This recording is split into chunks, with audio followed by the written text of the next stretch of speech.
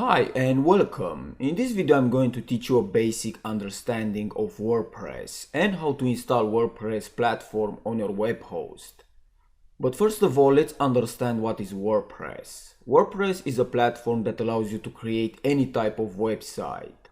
This can be done by the use of themes and plugins. Themes allows you to control the look and design of your site, and plugins are used to extend the functionality of your website. WordPress powers 28% of all websites, and best of all, it's completely free. Okay, so now let's switch to my computer and install WordPress. For this course, I'm going to use a free web hosting called infinityfree.net because I think this is a great web hosting service for new starters.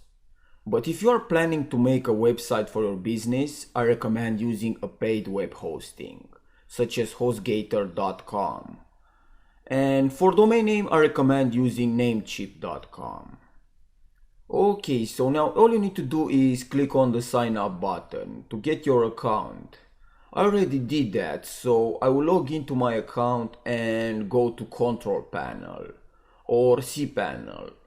Here you have different tools for managing your website, but I'm looking for a quick WordPress installer. And I will click on the apps installer and select WordPress.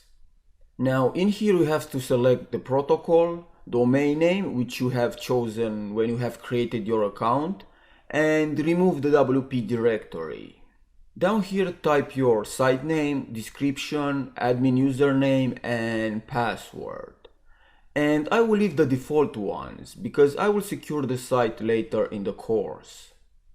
And scroll down and click install. This process may take some time. As you can see, the WordPress has been successfully installed. To log into your WordPress dashboard, click the WP admin URL. And on the left side you can see the menu. If you want to see how your site looks like, go up here and click visit site. So that's it for now. Thanks for watching and I will see you next time.